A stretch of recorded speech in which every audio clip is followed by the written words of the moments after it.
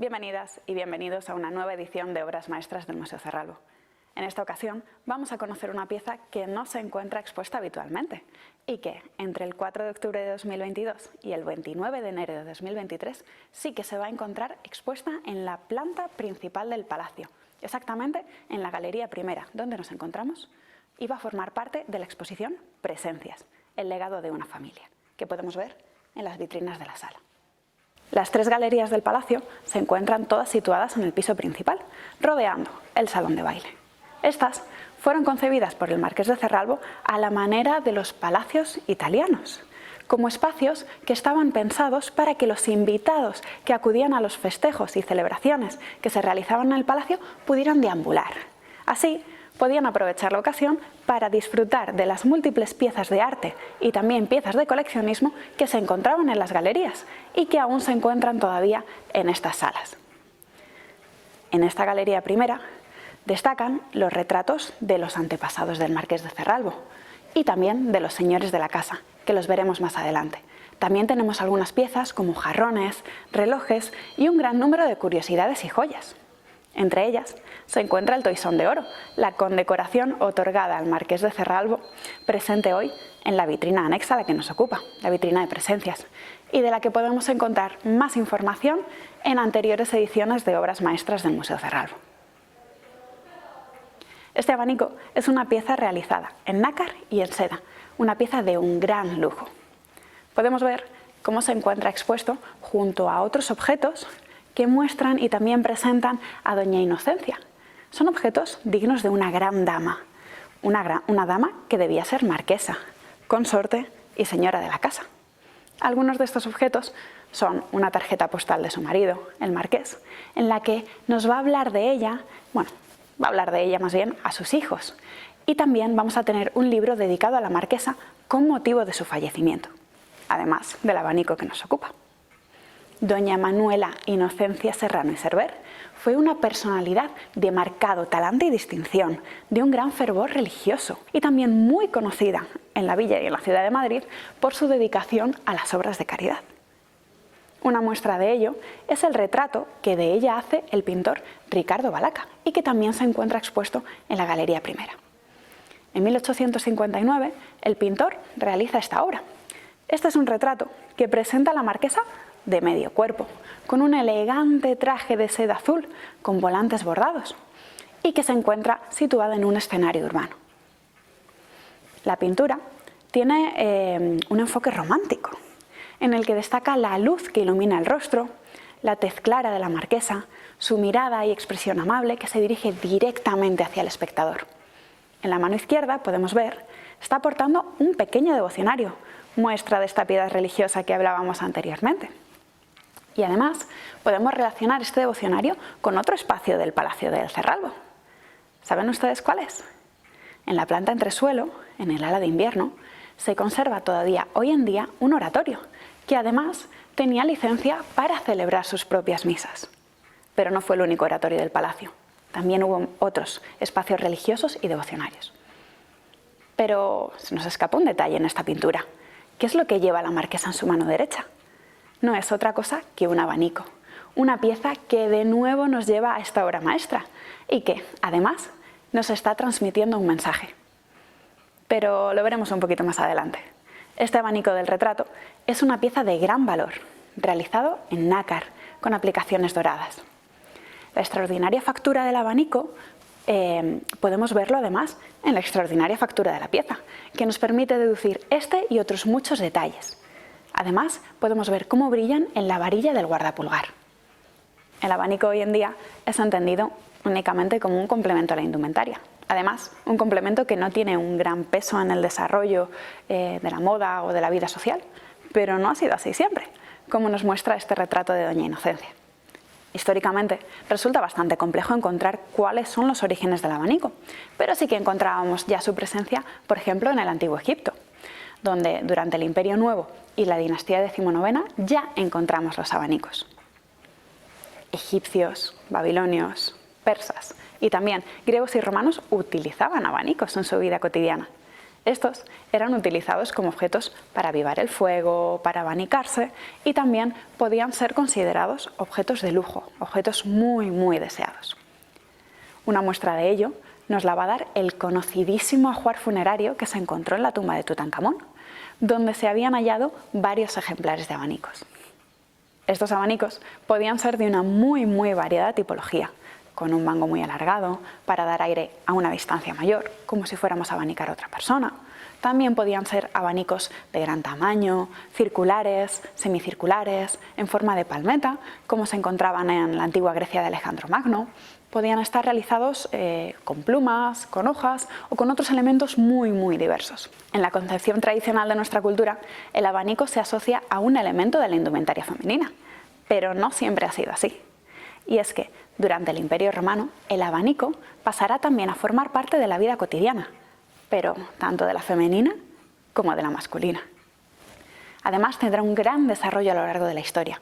Durante la Edad Moderna van a nacer los gremios y los maestros abaniqueros, y van a aparecer estas piezas, estos abanicos, en los retratos de grandes artistas de renombre, como Velázquez o Tiziano.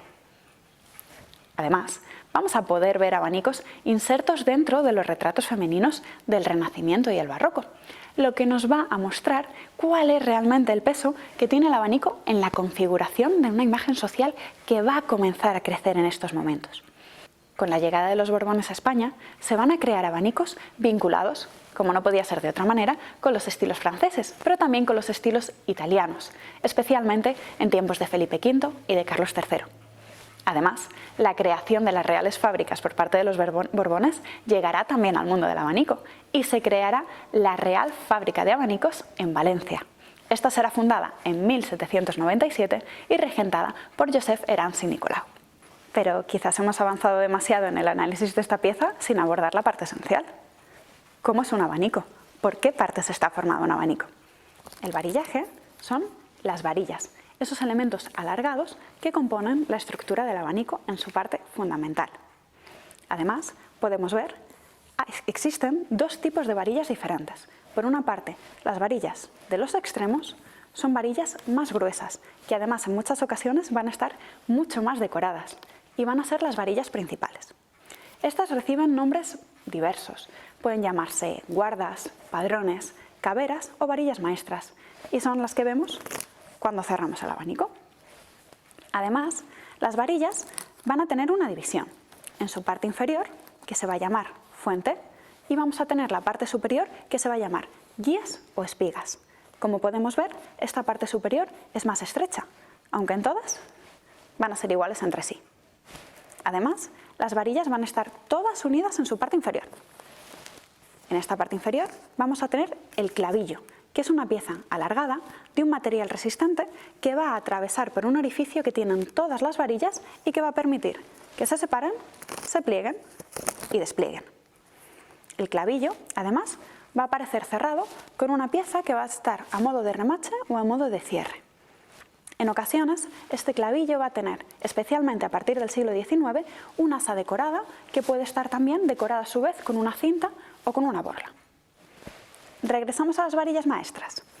En las varillas maestras tenemos una zona a continuación del ojo, el agujero donde está el clavillo, que va a recibir el nombre de guardapulgar. ¿Por qué recibe este nombre? Porque es la zona donde suele reposar el dedo pulgar cuando sostenemos el abanico. Por otro lado, además del varillaje, tenemos el país. Es esta pieza que va a ir montada directamente sobre las varillas. El país va a estar confeccionado en muy diferentes materiales, en papel, en tejido, en vitela. Suele tener forma semicircular y se va a plegar junto con las varillas. Con frecuencia, el país es una pieza muy decorada. Puede tener decoración floral, vegetal, geométrica, de bandas, o puede tener auténticas escenas narrativas o simbólicas. Como podemos imaginar, y ya mencionábamos antes, no todos los abanicos son iguales, sino que existen múltiples tipologías de ellos. La pieza que mostramos hoy es el abanico común, el que habitualmente conocemos. Un abanico desplegable que contiene escenas e iconografía en el país, tanto en su anverso como en su reverso. Esta es la tipología más utilizada y conservada. Pero algunos abanicos, por ejemplo, no tienen país, sino que las varillas se encuentran unidas por una serie de cintas o bandas. Estos abanicos reciben el nombre de abanico de baraja o abanico brisé. Habrá también otros abanicos muy distintos. Algunos, por ejemplo, tienen una estructura rígida, es decir, no se van a desplegar en sus varillas. Normalmente, estos tenían forma circular u oval, tenían un mango central y algunos de estos abanicos eran los más antiguos o los que habitualmente conocemos como paipai, que fueron muy apreciados en la Europa del siglo XIX. También había abanicos realmente espectaculares, tanto por su decoración como por su propia tipología. También en el siglo XIX se crean los abanicos violín, unas piezas que imitaban la forma del instrumento musical y que se realizaban en materiales tan ricos como el oro, la plata o las plumas de cisne. También existirán los llamados abanicos mágicos. Estos son unos abanicos plegables que tienen un país doble, es decir, un país que presenta escenas tanto desde su anverso como desde su reverso. Pero regresemos a nuestro abanico. Esta pieza va a tener una altura máxima de 37 centímetros y una anchura máxima de 66. Plegado, lógicamente, mucho menos. Se ha realizado en dos materiales muy ricos. El abanico tiene unos elementos estructurales nobles que se van a complementar con la decoración. Para las varillas vamos a encontrar que el material utilizado es el nácar, un suntuoso material que se extrae de las conchas. Y van a utilizar la seda para el país. La única parte de metal que encontramos dentro del abanico será para la anilla de metal que nos va a unir todas estas partes. Nuestro abanico está formado por 14 varillas y 2 guardas. El abanico tiene un doble país que está decorado tanto por el anverso como por el reverso. Vamos primero por la parte del anverso. En esta parte se va a representar un ángulo de interior de un claustro, que veremos un poquito más adelante. A la derecha podemos ver que hay dos medallones superpuestos. Uno va a tener un busto masculino y otro va a tener un busto femenino. A la izquierda se va a encontrar un medallón con el busto de una dama, que se superpone a un escudo heráldico. En esta parte de la izquierda, la decoración heráldica nos recuerda al marquesado. Y además se va a combinar con la parte derecha del país, en la que va a aparecer la figura masculina y la figura femenina, enmarcadas, como habíamos dicho, dentro de medallones. Sin embargo, la parte central va a corresponder con una vista arquitectónica, el interior del Palacio de San Boal, en Salamanca. Este es un palacio que se construye en el siglo XV, en un estilo renacentista, aunque la decoración de la fachada va a pertenecer a un tiempo un poquito posterior, al siglo XVII. La utilización de este palacio como elemento decorativo dentro del abanico se va a vincular a una historia dentro de la familia, y es que el Palacio de San Boal perteneció al marquesado de Almarza, y Enrique Aguilera y Gamboa fue el 17º marqués de Cerralbo, pero además fue marqués de Almarza, por lo que este palacio le va a pertenecer hasta el año 1906, fecha en la que el marqués vendió el palacio. Tras la compra, se va a transformar el interior para disponer lo que es, a día de hoy, una sala de exposiciones. De esta manera vamos a encontrar una decoración que va a estar vinculada al marqués de Cerralbo como su figura en sí, tanto por la heráldica como por sus bienes, es decir, el Palacio de Salamanca que acabamos de mencionar, y también vamos a encontrar que la decoración lo vincula tanto a su familia como al marquesado. En el reverso del abanico, que no hemos hablado todavía de ello, encontramos una gran M. Y en las varillas también podemos encontrar decoración, una decoración floral en tonos dorados. Como hemos podido comprobar, el abanico puede contar una o una multitud de historias. Además, el abanico es un instrumento que servía, a la par que como complemento, como un instrumento de comunicación. Y es que en estos momentos tenemos que hablar de un lenguaje secreto, el lenguaje del abanico. Este es un lenguaje gestual que se va a asociar a las grandes escenas sociales, a las escenas de ocio, al flirteo y sobre todo al secreto. Se basa en la posición del abanico, que podía colocarse, por ejemplo, representando las diferentes formas del abecedario, según tanto la posición del abanico como la dirección. También podría utilizarse a través de gestos que van a tener su propio significado. Así, descansar el abanico sobre la mejilla derecha va a significar sí, la afirmación. Sin embargo, si lo descansamos sobre la mejilla izquierda, entonces el gesto va a significar la negativa, no. Pero también podría decirse sí, por ejemplo, cerrando despacio el abanico. O podríamos decir no si cerramos el abanico de manera rápida y contundente, airada. Habrá otros gestos que son bastante más universales. Por ejemplo, si golpeteamos un objeto con el abanico, podemos demostrar impaciencia, pero es algo que podemos hacer normalmente sin un abanico. Cuando, por ejemplo, golpeteamos de manera repetida el suelo con los pies, cuando estamos impacientes. Además, el lenguaje del abanico podía utilizarse también para la seducción, ya que, por ejemplo, esconder los ojos detrás de un abanico decía «te quiero». Pero atención, porque si en lugar de cubrir los ojos cubríamos el rostro completo, entonces el significado podría ser «cuidado, nos vigilan». Y en cambio, si el abanico se colocaba a la altura de la frente para cubrir el rostro, el significado iba a ser completamente distinto. Sígueme cuando me vaya. Pero dejemos ya los mensajes secretos. Concluimos aquí este vídeo de una nueva edición de Obras Maestras del Museo Cerralbo, que en este caso nos ha ocupado con el abanico de doña Inocencia Serrano, marquesa de Cerralbo, y que va a ser una muestra de cómo un elemento de la indumentaria tan común en la actualidad puede ser toda una obra de arte.